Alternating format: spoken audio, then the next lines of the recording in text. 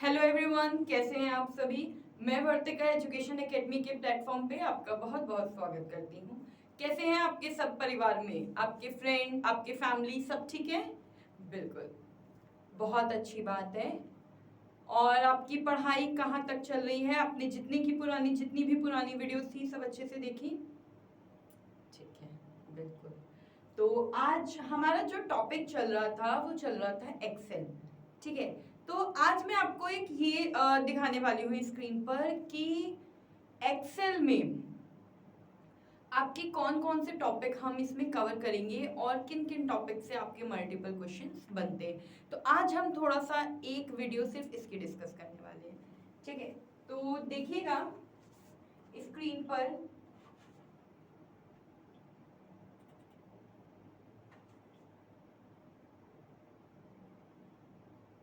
ठीक है, हिंदी में लिखा है तो इसलिए ये रेड वेवी लाइन है। ठीक है, तो जैसे कि आप देख पा रहे हो कि अगर मैं माइक्रोसॉफ्ट एक्सेल की बात कर रही हूँ तो एक्सेल में जो हमारे टॉपिक्स कवर होने वाले हैं वो हैं पेन, है ना। तो हमारे जो टॉपिक्स कवर होंगे वो है सेल्स में डेटा डालना, कि कैसे आप लिखते हो एक्सेल पे, है ना। तो किस तरीके से आप एक्सेल में लिखते हो, ये टेक्स्ट नंबर, मतलब आप नंबर्स में 1 2 3 4 में कैसे लिखते हो, और इसी चीज को अगर आपको ONE1 TWO2 में लिखना हो तो इसे आप किस तरीके से लिखोगे। तो ये सारी चीज यानी कि सेल्स में डेटा डालना, यानी जो आपकी एक्टिव सेल होगी उसमें हमें डेटा डालना बताना पड़ेगा कि जो आपकी हाईलाइटेड सेल होती है वो आपकी एक्टिव सेल होती है, जिसमें जो कि रेडी होती है डेटा को एक्सेप्ट करने के लिए। और उस एक्टिव सेल में आप किस तरीके से टेक्स्ट यानी टेक्सचुअल फॉर्मेट में आप अल्फाबेटिकल आप डेटा लिखते हो, प्लस नंबर फॉर्मेटिंग कैसे करते हो। क्लियर? इसके बाद आ जाता है फॉर्मूला एंड फंक्शन। मैंने आपको बताया था कि एक्सेल में हम क्या कर सकते हैं, कैलकुलेशंस कर सकते हैं इजीली। कैलकुलेशन में हम सम कर सकते हैं, एवरेज कर सकते हैं, काउंट है, maximum, minimum, if, V lookup, H lookup, ये सारे फॉर्मूला फंक्शंस हम यूज करते हैं। ठीक है, हाँ बिल्कुल, सम टोटल करना है, एवरेज निकालना है, या काउंट करना है कि कितने नंबर्स हैं। ठीक है, कि सपोज आपके पास एक लिस्ट है उसमें 45 का डेटा है, 28 डेटा आपने हाईलाइट कर दिया है, तो वो आपको यहाँ पे नीचे स्टेटस बार पे, जहाँ मैंने आपको बताया था, ये भी देखिए स्टेटस बार ही है, जहाँ पे आपको शो हो रहा है कि कितने पेज हैं टोटल और हम किस पेज नंबर पे हैं और टोटल वर्ड्स कितने हैं इस पूरी शीट पे। तो इसी तरीके से आपको एक्सेल में भी पता चलता है कि हमारे कितने नंबर ऑफ काउंट्स है। अब आपके पास कोई लिस्ट है जिसमें आपको मैक्सिमम निकालना है कि आपके किस सब्जेक्ट में मैक्सिमम मार्क्स आए और किस सब्जेक्ट में मिनिमम आए, और सिर्फ आपको अपना ही नहीं, आपकी क्लास में जितने भी स्टूडेंट्स हैं सबका निकालना है। तो मैनुअली अगर एक एक चीज आप देखोगे it's very tough to you, आपके लिए बहुत ज्यादा कठिन बैठेगा। तो हमें क्या करते हैं, एक्सेल हमारे काम को बहुत ईजी बनाता है। ठीक है, तो वो किस तरह से ईजी बनाता है, हमें ये फॉर्मूलों का यूज करते हैं। हम क्या करते हैं, फॉर्मूलाज का यूज करके हम अपने वर्क को इजी बनाते हैं। ठीक है, ऐसे ही इफ का होता है, ठीक है, वी लुकअप होता है, एच लुकअप होता है। इन ये सारे आपको मैं यहाँ पे ऑप्शंस बताऊंगी कि हर एक का क्या क्या यूज होता है। अब हम आ जाते हैं डेटा फिल्टरिंग और सॉर्टिंग। इसमें एक ऑप्शन होता है डेटा फिल्टर का, जो कि मैंने आपको एक्सेल में भी दिखाया था, और ये एक ऑप्शन होता है सॉर्टिंग का। ठीक है, ये जो ऑप्शन होते हैं, ये ऑप्शन आपको आपके होम टैब पे, ठीक है, और आपके डेटा टैब में भी ये ऑप्शंस मिलते हैं। क्लियर? डेटा को कैसे फिल्टर करना है, कैसे सॉर्ट करना है। फिल्टर मतलब सपोज आपके पास काफी सारे नेम्स की लिस्ट है, अब आपको उसमें से सिर्फ ए अल्फाबेट्स के नेम्स चाहिए, या चलो अल्फा नेम्स भी छोड़ो, आपके पास मार्क्स है, ठीक है, और आपको सिर्फ 90 अबव मार्क्स चाहिए, बाकी आपको बिलो 90 वाले मार्क्स नहीं चाहिए। आप क्या करोगे, फिल्टर लगाओगे। फिल्टर लगाने के बाद जैसे सपोज यहाँ पे लिखे हैं मार्क्स, ठीक है, आप क्या करोगे, मार्क्स के बाद जब फिल्टर अप्लाई करोगे यहाँ पे एक एरो आ जाएगा। ठीक है, आप इस एरो पे क्लिक करोगे, सारे बच्चों के मार्क्स आ जाएंगे और फिर जो 90 वाले होंगे आप सिंपल उनमें क्लिक कर देना या अबव 90 पे क्लिक कर देना और आपकी पूरी लिस्ट फिल्टर होकर के आ जाएगी। अब बात आती है यहाँ पे सॉर्ट करना। आपके पास लिस्ट है, अगर आपको उसे असेंडिंग टू डिसेंडिंग या डिसेंडिंग टू असेंडिंग यानी कि बड़े से छोटा और छोटे से बड़े क्रम में अगर आपको अपने डेटा को सॉर्ट करना होता है तो उसके लिए आप किसका यूज करते हो, सॉर्टिंग ऑप्शन का। ठीक है, क्लियर है। अगर आपको कुछ भी समझ में नहीं आ रहा है आप इजीली मुझसे पूछ सकते हैं, कोई भी डाउट्स हैं आप कमेंट बॉक्स में करिए, मैं आपके सभी डाउट्स को क्लियर करूंगी। ठीक है, हम यहाँ इस प्लेटफॉर्म पे खड़े ही इसलिए हैं जिससे कि हम आपके सारे डाउट्स को बहुत अच्छे से क्लियर कर पाए। ठीक है, चलिए आगे बढ़ते हैं। नेक्स्ट है चार्ट्स और ग्राफिक्स। अब आपके पास आपकी एक लिस्ट है, ये मैं आपको मैनुअली करके दिखाऊंगी, अभी आपको ये पता होना चाहिए कि क्या क्या आ रहा है आपके सिलेबस में। ठीक है, चार्ट्स और ग्राफिक्स। चार्ट्स और ग्राफिक्स में मैं आपको ये बताने वाली हूँ कि चार्ट्स आपके पास डेटा है आपकी क्लास का जिसमें सारे मार्क्स हैं। ठीक है, क्या है, सारे मार्क्स हैं। अब इन मार्क्स को आपको एक ग्राफ बनाना है कि आपको पता चल जाए कि कौन से सब्जेक्ट में कितना लेवल है हमारा। तो उसके लिए हम चार्ट्स और ग्राफ्स का यूज करते हैं, यानी कि विजुअल प्रेजेंटेशन। ठीक है, चाहे आपको पाई चार्ट हो, बार चार्ट हो, लाइन चार्ट हो, ग्राफ हो, कैसा भी हो आप इसका यूज कर सकते हो। नेक्स्ट आता है डेटा वैलिडेशन।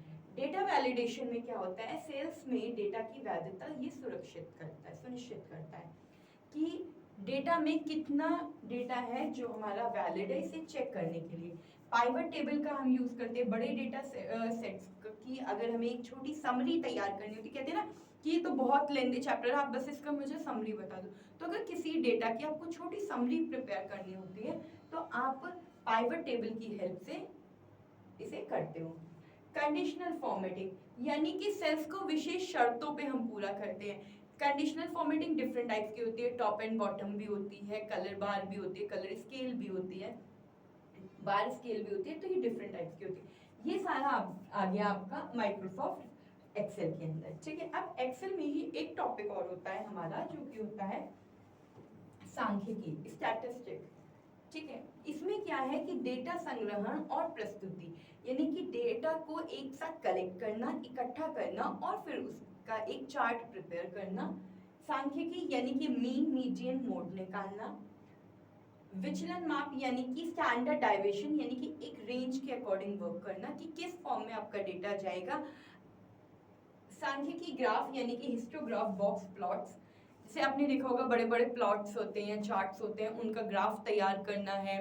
कहीं आप जमीन ले रहे हो, आर्किटेक्चर के पास जाते हो, एक ग्राफ तैयार होता है, तो ये सारे काम हम एक्सेल में इजीली कर लेते हैं। तो आई होप आपको पता चल गया होगा कि क्या क्या टॉपिक हैं जो हम एक्सेल में कवर करने वाले हैं। ठीक है, एक बार अगर आप स्क्रीनशॉट लेना चाहते हैं तो बिल्कुल ले लीजिए, फिर आगे की हम क्लासेस स्टार्ट करते हैं।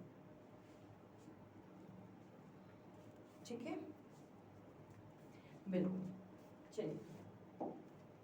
तो अब जो हम आपकी क्लासेस स्टार्ट करने वाले हैं एक्सेल की, तो देखिएगा। हाँ, इसमें एक रह गया है आपका कोरिलेशन और रिग्रेशन, इसके बारे में भी हम बात करेंगे। ठीक है, चलिए। अब ये था हमारा एक्सेल। क्या था, एक्सेल। हमने इसको बहुत अच्छे से कल पढ़ा था। क्लिपबोर्ड और फॉन्ट हमने क्लियर कर लिया था।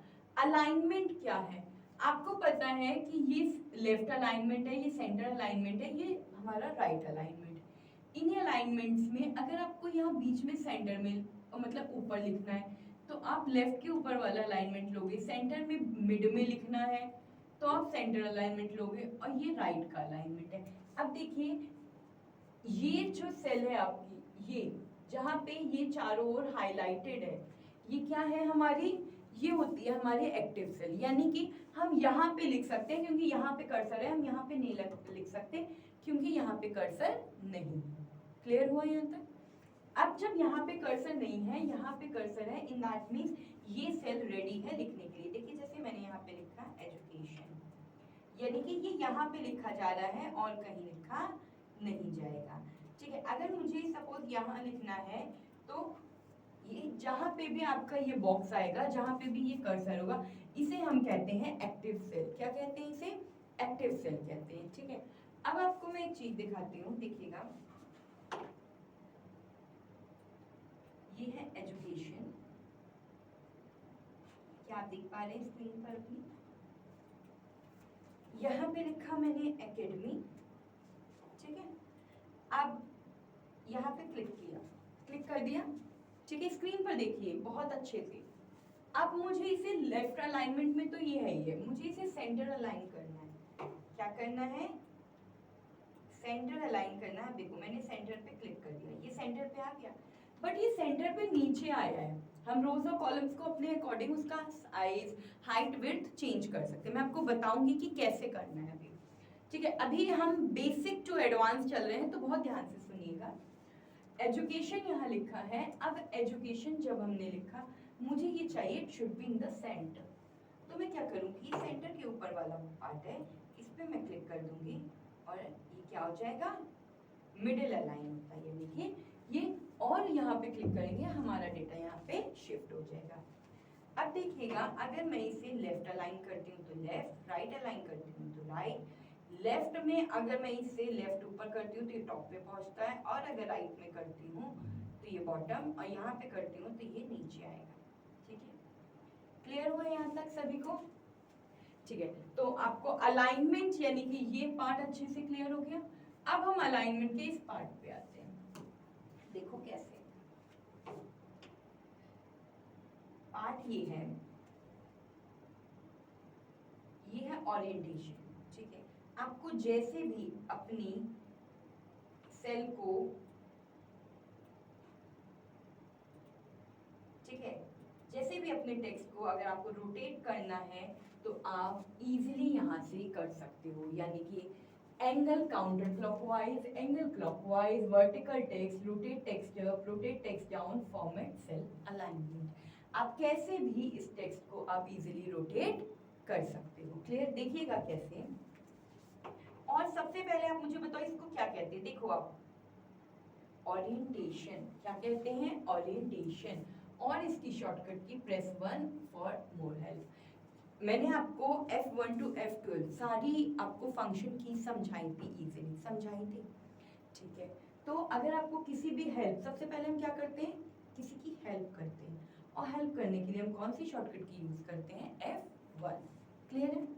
अब हमने यहाँ पे देखिए ओरिएंटेशन ऑप्शन पे जाकर के आप डिफरेंट तरीके से अपने ऑप्शंस को क्या कर सकते हो? रोटेट इजीली कर सकते हो। ठीक है, हाँ, अगर आपको इसको बिल्कुल, देखिए आपने यहाँ पे कहाँ पे क्लिक किया था? जब हमने क्लिक किया, हमने ओरिएंटेशन पे क्लिक किया। ओरिएंटेशन पे करने के बाद फॉर्मेट सेल अलाइनमेंट, यानी कि मैं अपने अलाइनमेंट में कुछ अपने अकॉर्डिंग चेंज करना चाहती हूँ, यहाँ पे अपने अकॉर्डिंग डिग्री सेट करना चाहती हूँ, तो मैं क्या करूँगी? ओरिएंटेशन में जाकर के फॉर्मेट सेल अलाइनमेंट लूँगी, जिससे कि हमारा डिग्री सेट हो जाएगी। और अलाइनमेंट पे गए, आपको सेंटर लेना है, सेंटर, बॉटम लेना है, अपने अकॉर्डिंग ये सेट करेंगे, यहाँ से डिग्री सेट करेंगे और आपका टेक्स्ट सेट हो जाएगा। क्लियर है? अभी आपका टेक्स्ट कैसे सेट है? इस फिगर। क्लियर है? ठीक है, अब मेन आपको जो है टैब्स और ऑप्शंस याद होने चाहिए।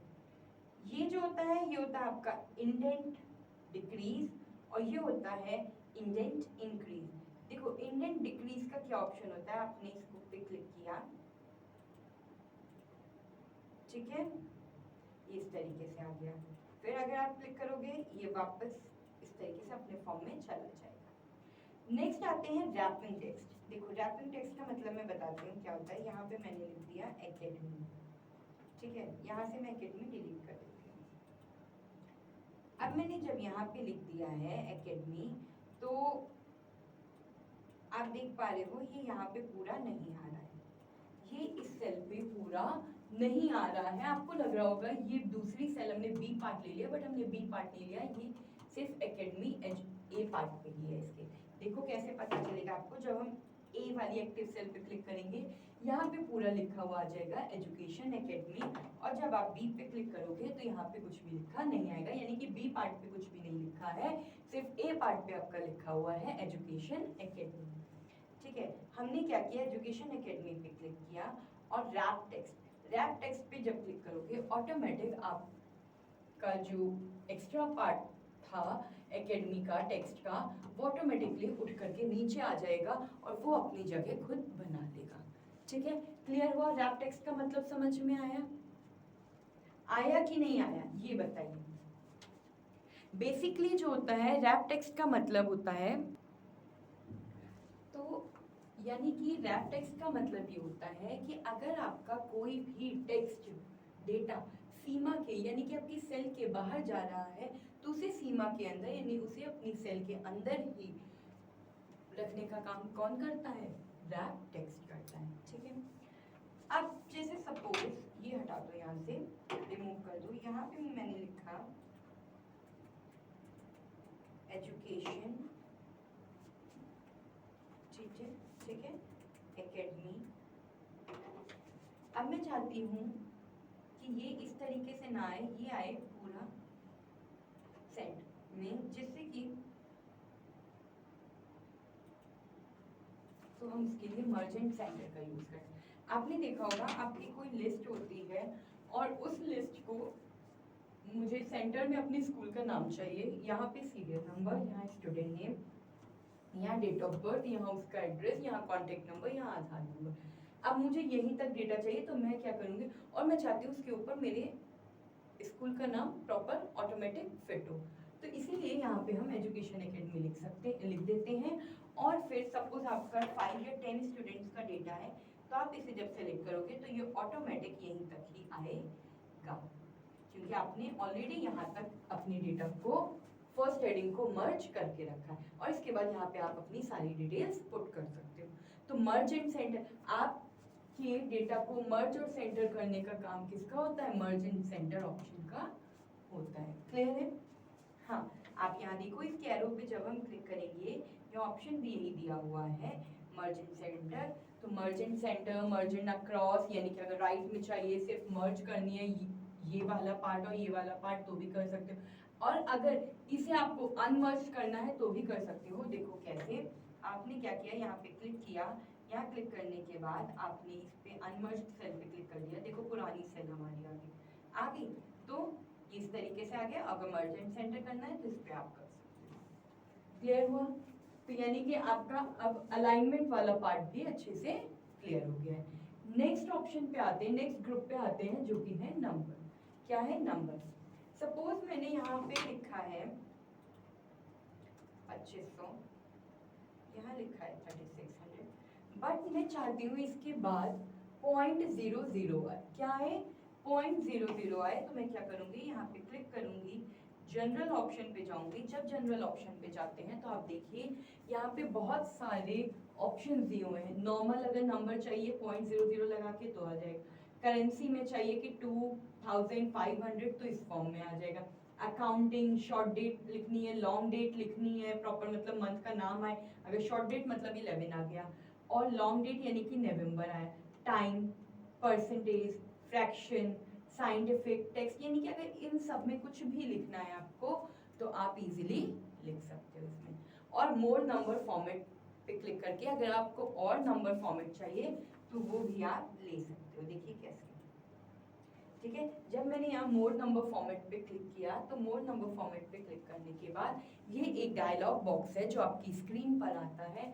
इसमें देखिए number, alignment, font, border, fill, protection, यानी कि अगर आपको यहाँ से नंबर लेना है, देखिए मैं आपको करके दिखाती हूँ कैसे, क्योंकि मैं आपको इसलिए कि मैं आपको सिर्फ थ्योरी भी पढ़ा सकती हूँ, ठीक है, लेकिन जब आप विजुअली चीज़ें देखते हो तो विजुअल कम्युनिकेशन बहुत अच्छा होता है और ये चीज़ें हमें लाइफ टाइम याद रहती हैं। तो जब तक अगर आप अपनी आंखों से देख करके चीज़ें लर्न नहीं करोगे तो आपको चीज़ें समझ में भी नहीं आएंगी, ठीक है। मेन मोटिव आपको यहाँ पे स्क्रीन पे एक एक चीज़ दिखाने का यही है कि आपको चीज़ें अच्छे से समझ में आए, ठीक है। नहीं तो अब मैं आपको सिर्फ थ्योरी पढ़ा दूंगी और क्वेश्चंस करा दूंगी और फिर आपको पता ही नहीं होगा मर्जिंग सेंटर क्या होता है, रैप टेक्स्ट क्या होता है, फिल्टर क्या होता है, सॉर्टिंग कौन सा टैब होता है, आपको रटने पड़ेंगे। यहाँ पे अगर आप खुद करके देख रहे हो तो आपको चीज़ें अच्छे से समझ में आएंगी।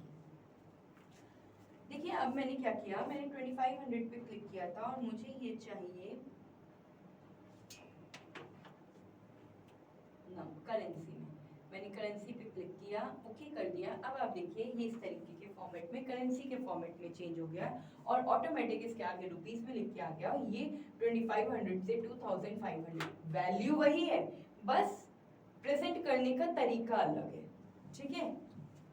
तो ये ज्यादा अच्छा लग रहा है अगर आप अपनी प्रेजेंटेशन भेजोगे, या ये ज्यादा अच्छा लग, डेफिनेटली ये अच्छा लग रहा है, ये प्रेजेंटेबल है, ठीक है। क्लियर हुआ यहाँ तक, ठीक है। तो ऐसे ही इसमें बहुत सारे ऑप्शंस हैं, ठीक है। तो डेफिनेटली ये अच्छा लगेगा, इसी तरीके से देखिएगा और भी बहुत सारे ऑप्शंस हैं इसमें। जब मैं यहाँ करेंसी पे क्लिक कर रही हूँ अब और मोर फॉर्मेट ऑप्शन पे क्लिक कर रही हूँ, आप देखिए अलाइनमेंट के भी ऑप्शंस हैं, ठीक है। अगर आपको अलाइनमेंट देखनी है आप यहाँ से अलाइनमेंट इसकी सेट कर सकते हो, फॉन्ट साइज सेलेक्ट कर सकते हो, बॉर्डर सेलेक्ट कर सकते हो, फिल कलर फिल करना है, जैसे सपोज आपको येलो कलर लेना है आप येलो कलर फिल कर सकते हो, कोई भी प्रोटेक्शन लेना है, लॉक करना है, हेडर रखना है, जैसे भी करना है आप कर सकते हो, ठीक है। और ओके करोगे, देखो यहाँ पे अब आपको जैसे कि कोई भी डेट लिखनी है, आप जनरल पे गए, जनरल पे जाने के बाद आपने शॉर्ट डेट, लॉन्ग डेट, जो भी आपको मेंशन करनी है आप यहाँ पे इजीली कर सकते हो, ठीक है। जैसे सपोज मैंने यहाँ पे डेट लिख दी, एक मिनट में दिखाती हूँ, मैंने यहाँ डेट लिख दी, तो डेट इस फॉर्मेट में आ गई, ठीक है। ये फॉर्मेट क्या है, ये हमारा लॉन्ग फॉर्मेट है, क्या है, लॉन्ग फॉर्मेट है। अगर आपको इसे शॉर्ट फॉर्मेट पे कन्वर्ट करना है तो बिल्कुल आप इसे शॉर्ट फॉर्मेट पे भी कन्वर्ट कर सकते हो। तो क्लियर हो गया यहाँ पे। हाँ देखो, जब आपने यहाँ क्लिक किया तो आपको वहाँ दिख रहा है कि मैंने यहाँ पे ये फॉर्मूला लगाया हुआ है, तो आप यहाँ से इसे इजिली देख सकते हो, ठीक है। क्लियर हुआ। अब आपको यहाँ नंबर, अगर परसेंटेज में चाहिए, ये सारे आपके ऑप्शंस है, डेसिमल में चाहिए, कैसे चाहिए। अब हम आ जाते हैं स्टाइल ग्रुप पे, किस पे, स्टाइल ग्रुप पे। स्टाइल ग्रुप पे आप देखोगे कंडीशनल फॉर्मेटिंग है, table as format as table है, स्टाइल्स है। इसमें ज़्यादा कुछ भी करने की जरूरत नहीं है, सिर्फ इतना देखिए कि आपने क्लिक किया फॉर्मेटिंग, कंडीशनल फॉर्मेटिंग पे, कंडीशनल फॉर्मेटिंग पे जब आपने क्लिक किया तो आपका ये चार्ट है, highlights, text, cells rule, top bottom rule, data bars, colour scales, icon set, new rule, clear rule, manage rule, ये आपके डिफरेंट टाइप्स के यहाँ पे ऑप्शंस दिए गए हैं, ठीक है। और जब यहाँ पे आपके डिफरेंट टाइप्स के ऑप्शंस दिए गए हैं, आप इसमें कोई भी कलर स्केल लेना चाहते हो इजीली, तो आप ये यहाँ से ले सकते हो। देखिएगा कैसे, जैसे सपोज आपने ये सेलेक्ट किया, ठीक है। सेलेक्ट करने के बाद कंडीशनल फॉर्मेटिंग पे गए, कलर स्केल पे गए, आप इसका डिफरेंट कलर स्केल देखो, चेंज हो गया कलर स्केल। तो आपको अगर अपने डेटा को जैसे भी हाईलाइट करना है उसके अकॉर्डिंग आप यहाँ से कलर स्केल ले सकते हो। इसके बाद एक और आता है डेटा बार्स। अगर आपको किसी भी फॉर्मेट में चाहिए, इस फॉर्मेट में चाहिए, आप इस फॉर्मेट पे ले, अभी तो हमारा देखिए डेटा रेडी नहीं है, ठीक है। ग्रेटर देन, लेस देन की फॉर्म में चाहिए तो भी आप यहाँ से कर सकते हो। जैसे मैंने लिख दिया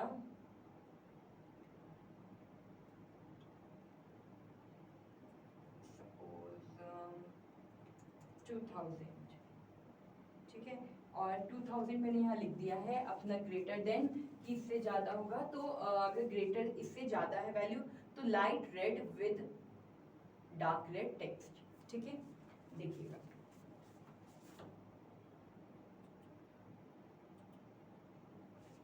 बताइए, हाँ क्योंकि अभी हमने डेटा जो है अपना सेलेक्ट नहीं किया था। सबसे पहले आप अपना डेटा सेलेक्ट करोगे, डेटा सेलेक्ट करने के बाद क्या करोगे, हाईलाइटेड टेक्स्ट पे क्लिक कर दोगे, ठीक है। और जैसे ही आप हाईलाइटेड टेक्स्ट पे क्लिक करोगे तो ये यहाँ दिखा रहा है कि ग्रेटर क्या है, इसमें 24151 है, ठीक है। क्या है, 24151, और इसको ये हाईलाइट कर देगा, ठीक है। क्लियर हो गया यहाँ तक। चलिए अब हम इसे आगे देखते हैं। ऐसे इसमें बहुत सारे ऑप्शन, न्यू रूल है, क्लियर रूल, अगर आपको जो भी रूल लगा है अगर आपको उसे क्लियर करना है। नेक्स्ट आ जाता है फॉर्मेटिंग टेबल। आपको जो टेबल अपनी बनानी है वो किस फॉर्म में बनानी है। सबसे पहले कोई भी फॉर्मेटिंग करनी होती है आपको अपनी टेबल को सेलेक्ट करना होता है। सेलेक्ट करने के बाद आप फॉर्मेट एज टेबल पे क्लिक करते हो। जैसे ही आप फॉर्मेट एज टेबल पे क्लिक करोगे आपके पास डिफरेंट टाइप्स के आपकी स्टाइल्स यहाँ पे आपको शो होंगी। आपको इसमें से कोई भी स्टाइल चाहिए आप इसमें से यहाँ पे इजीली चूज कर सकते हैं। ये वाली स्टाइल चाहिए, आप इसे ये वाली स्टाइल भी चूज कर सकते हो। जो भी स्टाइल आपको चाहिए इजीली आप उसे यहाँ पे ले सकते हो।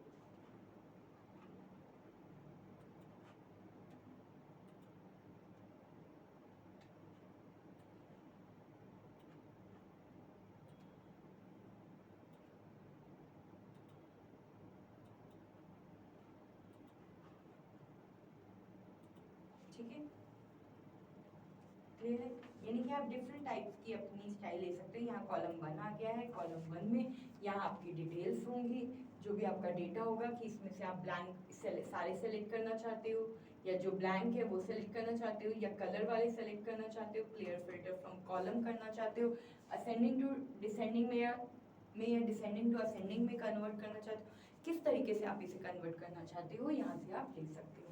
और फॉर्मेटिंग एज टेबल से आप डिफरेंट टाइप्स की अपनी टेबल्स क्रिएट कर सकते हो। ठीक है, अभी तो मैंने ये लिया था। ठीक है, अगर आपको चेंज करना है तो आप इसे चेंज भी कर सकते हो। आप क्या करोगे, इस टेबल को अपने सेलेक्ट करोगे, सेलेक्ट करने के बाद फॉर्मेट एज टेबल पे क्लिक करोगे और उसके बाद आप किसी भी टेबल पे इजीली क्लिक कर सकते हो। ठीक है, तो कहने का मतलब ये सारे ऑप्शंस कहाँ पे हैं, होम टैब के अंदर। और होम टैब के अंदर डिफरेंट ग्रुप्स हैं जिनके अंदर ये आप ऑप्शन सारे देखते हैं इसे। क्लियर हुआ यहाँ तक सभी को, किसी को कोई प्रॉब्लम? ठीक है, अब आप देखोगे यहाँ पे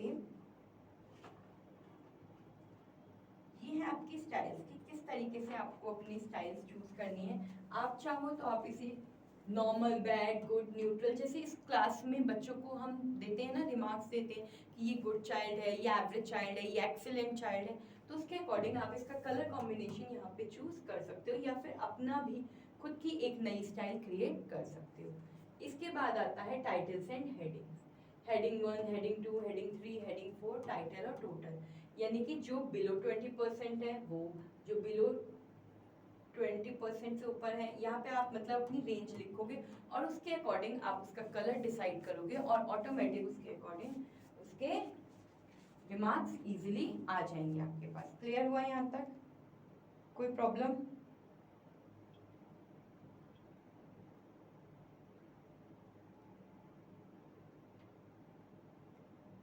ठीक है,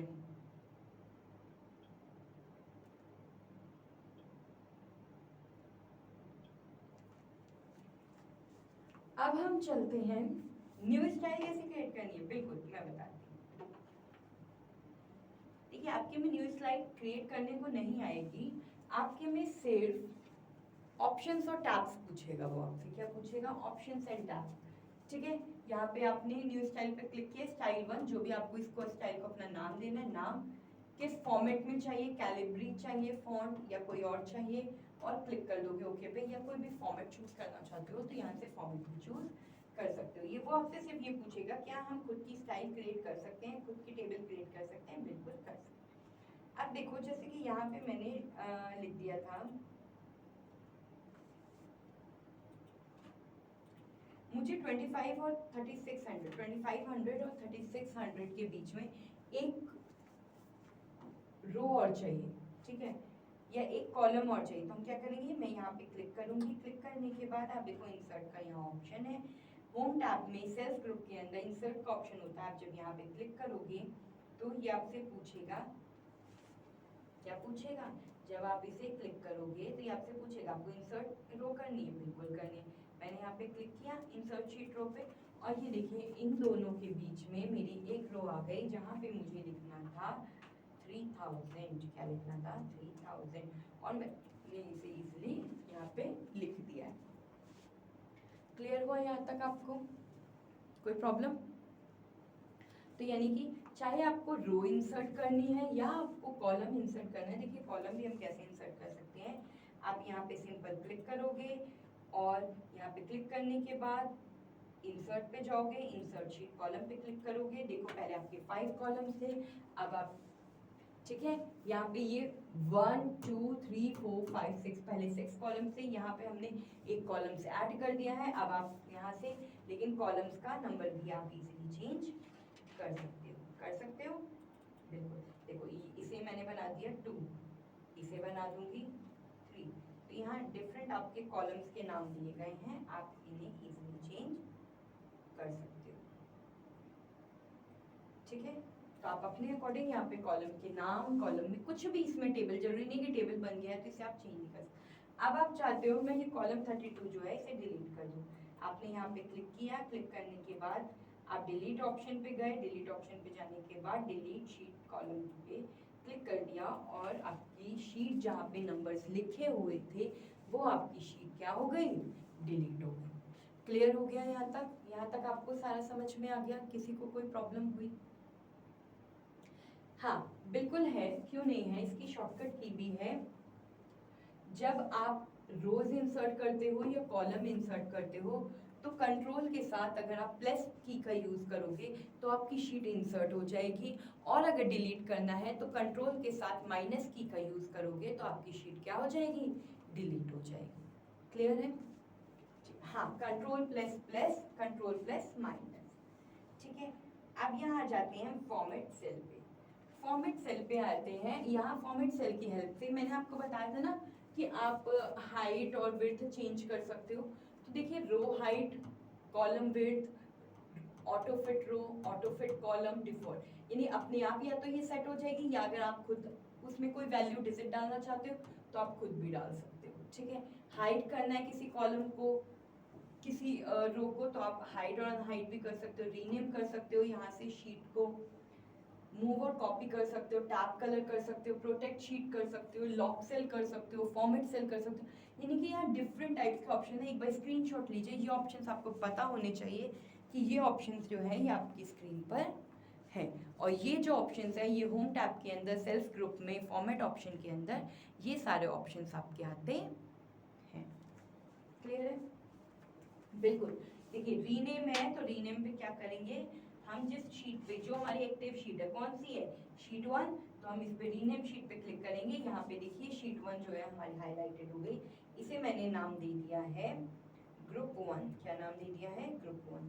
तो देखिए ग्रुप 1 जब नाम दिया है तो हमारी शीट क्या हो गई, ग्रुप 1 में कन्वर्ट हो गई। अब इसका नाम है ग्रुप 1। बाय डिफॉल्ट जो नाम होते हैं वो शीट 1, शीट 2, शीट 3 होते हैं, बट आप चाहो तो आप इसे रीनेम कर सकते हो।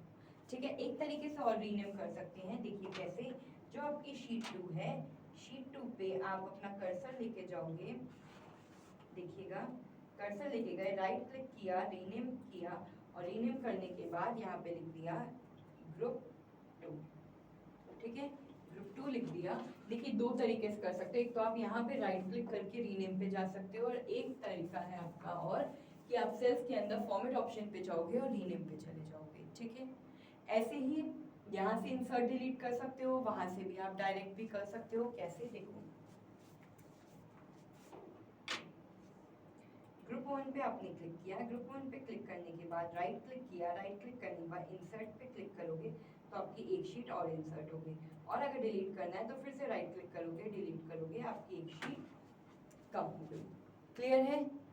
तो यानी कि 3 तरीके हो गए आपको शीट अपनी इंसर्ट करने के, कॉलम्स अपने इंसर्ट करने के। सेम ऐसे ही जैसे आपने रोज इंसर्ट की थी वैसे ही सेम आप कॉलम्स भी अपने इंसर्ट कर सकते हो, पूरे कॉलम्स कर सकते हो। क्लियर है?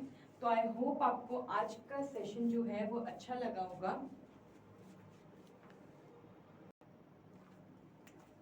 ठीक है, तो आई होप आपको आज का सेशन अच्छा लगा होगा।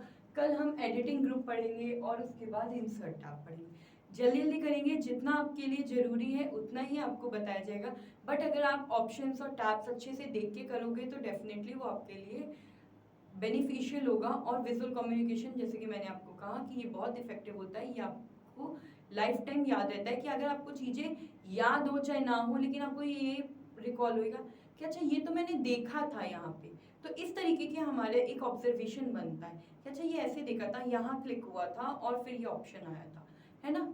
तो इस तरीके के आपके पास डिफरेंट ऑप्शंस आते हैं। तो आई होप आपको आज का सेशन अच्छा लगा होगा, और